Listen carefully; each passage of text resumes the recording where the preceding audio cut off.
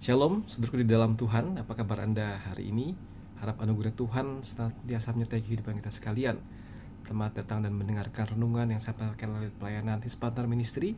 Silakan boleh subscribe channel ini, kemudian like, berikan komentar, dan sharingkan kepada orang-orang lain, supaya banyak orang juga dapat berkat dari firman Tuhan. Saudaraku, minggu lalu kita sudah bersama-sama bergumul dengan tema antara doa Bapa kami dengan pemikiran-pemikiran daripada positive thinking. Seringkali kita menjadikan doa itu sebagai sebuah afirmasi semata-mata. Jadi kita seringkali merasa bahwa kita yang hebat dan kita memaksakan Tuhan sesuai dengan kehendak kita. Di sisi yang lain, saudaraku, banyak juga orang yang punya filosofi seperti ini. Mereka berkata, ya sudah, jalani saja. Namanya juga nasib. Kita tidak bisa mengubah keadaan, terima saja. Ya, itu adalah pemahaman-pemahaman yang bermuara kepada satu filsafat stoik. Mereka berkata bahwa kebahagiaan adalah menerima apapun yang terjadi tanpa mengeluh, dari tokohnya Epictetus. Terus apakah iman Kristen sama dengan sikap pasrah ala stoik? Ya sudah, ya. Apakah doa Bapa kami itu mengajarkan kita untuk diam saja dan menerima nasib? Mari sama-sama kita gumulkan bagian ini. Kita berdoa terlebih dahulu. Bapa dalam surga, kami mengucap syukur buat anugerah-Mu yang selalu baru setiap harinya Engkau berikan kepada kami dalam hidup ini. Kami terus mau belajar firman Tuhan, mau terus belajar mengoreksi hidup kami dan menjadi seorang Kristen yang makin hari serupa dengan Kristus. Berkatilah waktu ini ya Tuhan, dalam nama Yesus Kristus kami bersyukur dan kami berdoa. Amin. Kalau kita melihat filsafat stoicisme itu berasal dari bahasa Yunani. Stoik itu dari stoa. Stoa itu artinya adalah serambi, beranda atau teras. Kenapa disebut serambi? Karena nama ini diambil dari tempat para pengikutnya berkumpul untuk berdiskusi, belajar ya. Kemudian itu disebutnya stoa pokile atau serambi berlukis di pusat kota Athena. Di situ ada pasar terbuka dengan tiang-tiang dan tulisan dinding tempat Zeno dari Citium mengajar murid-muridnya sekitar tahun 300 sebelum Masehi. Secara harfiah, stoikisme itu adalah filsafat dari serambi. Stoikisme itu adalah filsafat kuno yang mengajarkan ketenangan batin dengan menerima takdir tanpa emosi. Filsafat ini baik secara psikologis, mengajarkan fokus pada yang bisa dikendalikan, hidup bajik dan menerima takdir. Ada beberapa pemikiran penting dari filsafat ini saya mau bagikan kepada Bapak Ibu Saudara sekalian. Yang pertama adalah kuasai persepsimu, sebuah kendali internal. Fokus hanya pada apa yang bisa kamu kendalikan, pikiran, sikap, keputusan. Di luar itu, tubuh kita, harta, omongan orang jangan dianggap penting. Emosi buruk dari penilaian yang salah, ubah penilaian maka kamu akan tenang. Ide yang kedua adalah pemikiran tentang hiduplah sesuai dengan kebajikan atau etika moral. Satu-satunya kebajikan sejati adalah karakter yang bijaksana, adil dan berani, disiplin, bukan kekayaan atau kesenangan. Dalam setiap tindakan, tanyakan apakah ini membuatku lebih bajik. Yang ketiga, yang terakhir, pemikirannya adalah terima takdir dengan cinta atau amor fati. Apapun yang terjadi, terimalah sebagai bagian dari rencana alam semesta, bukan sekedar pasrah. Tapi yakini bahwa setiap kejadian, bahkan sulit, adalah bahan latihan untuk menguatkan jiwamu. Nikmati saat ini, ingat kematian agar hidupmu selalu fokus pada yang esensial. Saudaraku, ini kedengarannya satu filsafat yang sangat baik sekali, bukan? Makanya tidak heran dalam beberapa periode terakhir ini di toko buku besar banyak sekali buku-buku tentang stoikisme yang kembali dicetak ulang, ditulis ulang, sehingga membuat orang-orang makin memahami konsep ini. Dan ternyata dalam pemahaman ini pergerakannya itu muncul stoik Romawi. Tulisannya terasa lebih nyata dari Epictetus, Marcus Aurelius, dan Seneca. Saudara bisa Google sendiri melihat apa yang menjadi ide-ide mereka. Secara kesimpulannya adalah begini. Jaga pikiranku, perbaiki karakter, dan terima sisanya dengan ikhlas. Sounds good, kedengarannya sangat baik sekali. Banyak orang Kristen juga tanpa sadar menganut pandangan ini. Sudah, nasib, jalani saja. Saudara, kalau kita hanya stop di situ, akan jadi sebuah problem yang sangat serius. Doa Bapa kami mengajarkan sesuatu yang sangat berbeda. Bukan pasrah pada takdir, tapi percaya kepada Bapa yang peduli. Doa Bapa kami adalah kebalikan dari fatalisme stoik. Kita tidak pasrah pada nasib, tapi menyerahkan diri kepada Bapa. Sekaligus berani meminta, kita mengeluh, berharap, karena kita memiliki Bapa yang mendengar. Mari kita lanjutkan pembahasan dan renungan ini. Saudara, ada 3 poin utama yang mau coba kita pikirkan bersama-sama. Poin yang pertama, stoicisme itu pasrah pada takdir. Mereka berkata bahwa takdir adalah kekuatan impersonal, tidak ada personnya di situ. Tidak ada yang mendengar keluhanmu dan pasrah saja terima tanpa protes. Tetapi saudara, doa Bapa kami adalah Bapa kami itu adalah hubungan pribadi dengan kita, bukan takdir. Bapa itu mendengar dan peduli. Kita boleh mengeluh, kita boleh meminta kepada Bapa. Saudara, beda sekali bukan? John Calvin berkata begini, doa bukanlah untuk memberitahu Allah apa yang tidak Dia ketahui, tetapi untuk mencurahkan hati kita kepadanya. Indah sekali. Kita berdoa bukan kasih tahu Allah apa yang Dia nggak tahu, tapi kita ingin mencurahkan hati kita kepada Allah. Di dalam stoicisme tidak mengenal Allah yang peduli, hanya ada takdir yang dingin. Allah bukan takdir atau hukum alam.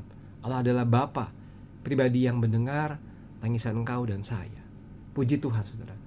Saudara, yang kedua, stoicisme itu mengajarkan ketenangan batin. Doa Bapa kami itu merindukan kerajaan Allah. Waktu di dalam stoicisme diajarkan tujuannya adalah ketenangan batin, apatheia. Yang penting lu tenangan batin. Kemudian fokusnya pada mengendalikan emosi. Kemudian dunia gak bisa diubah.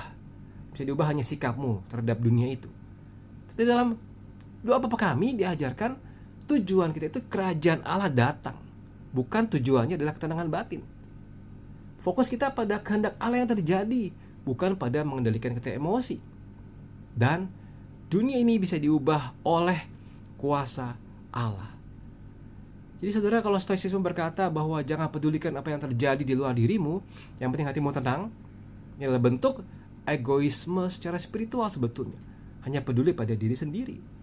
Doa Bapa kami berkata, datanglah kerajaanmu, jadilah kehendakmu di bumi seperti di surga.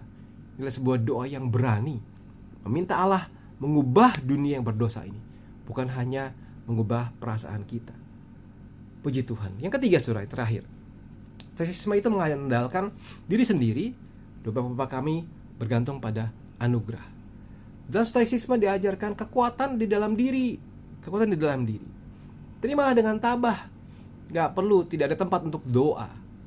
Dan mereka mengajarkan manusia bisa mencapai kebahagiaan dengan usahanya sendiri. Doa Bapa kami mengajarkan kita bergantung pada pemberian Bapa. Bahkan untuk makanan pun kita berkata, berikanlah kami pada hari ini makanan kami yang secukupnya. Kita bergantung pada pemberian Bapa. Lalu doa Bapa kami pasti mengajarkan kita untuk meminta dengan rendah hati, tidak hanya terima dengan tabah apa yang terjadi. Doa Bapa kami mengajarkan bahwa kebahagiaan yang kita peroleh adalah anugerah dari Tuhan, bukan hasil kuat kuasa manusia atau hasil usaha manusia. Jadi stoicisme adalah filsafat kemanusiaan yang mengatakan manusia cukup kuat untuk bisa mengendalikan diri, mencapai kebahagiaan. Ini adalah satu bentuk kesombongan sebetulnya. Beberapa kami mengajarkan kerendahan hati. Kami tidak mampu ya Tuhan, kami butuh Engkau ya Tuhan. Bukannya aku cukup kuat, tetapi berkata Bapa, berikanlah kami, berikanlah kepada kami. Saudara, sebagai penutup, ringkasannya seperti ini. Kita diajarkan di dalam berdoa, bukan pasrah pada takdir buta yang kita tidak tahu sama sekali, tapi kita percaya kepada Bapa yang peduli. Bapa peduli. Poin yang kedua, kita bukan diajar untuk mencari ketenangan batin egois. Yang penting batinku tenang. Tapi kita diajar untuk merindukan kerajaan Allah datang. Yang ketiga, kita bukan mengandalkan kekuatan diri sendiri, tapi bergantung sepenuhnya pada anugerah Allah. Apa aplikasinya bagi engkau dan saya pada saat ini, saudara? Mungkin kita berkata, sudahlah, tidak usah pusing-pusing lah, stoik segala gitu ya. Gak perlu baca-baca yang macam-macam ya. Saudara, mari kita belajar seperti ini. Belajar pasrah, berhenti pasrah pada situasi yang terjadi. Misalnya korupsi, tidak adil atau kondisi kita pada saat ini. Berhentilah pasrah. Jangan berkata, memang sudah begini. Tapi mari kita berdoa, datanglah kerajaanmu. Datanglah kerajaan. Sudah dalam situasi dunia seperti ini, situasi Indonesia seperti ini, situasi hidup kita seperti ini, kita berdoa, Tuhan datanglah kerajaanmu di bumi ini seperti di surga. Aplikasi yang kedua, saudara, jangan hanya mencari ketenangan diri sendiri. Stoik berkata, yang penting hatiku tenang. Tenang saja.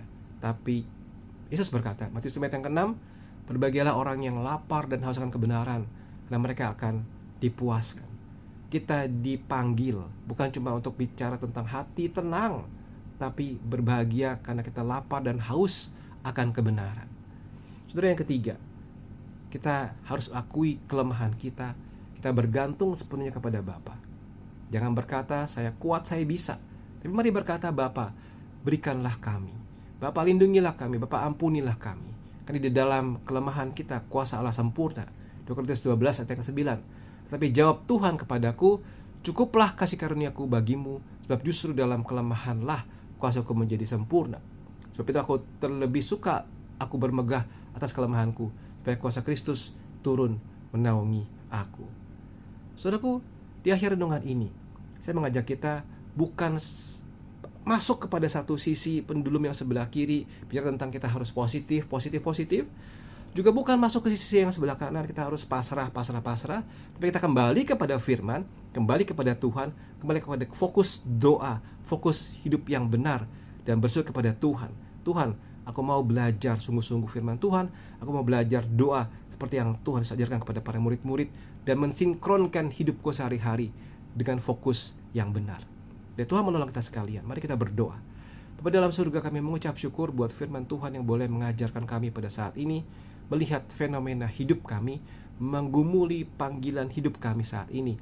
Ya Tuhan, kalau kami sudah banyak salah arah, salah fokus, salah persepsi, kiranya firman hari ini, doa Bapa kami, mengembalikan kami kepada arah dan fokus hidup yang benar. Terima kasih Bapa di surga, dengarkanlah doa dan permohonan kami ini. Dalam nama Tuhan Yesus Kristus, kami bersyukur, kami berdoa. Amin. Tuhan menolong kita sekalian. Tuhan Yesus memberkati.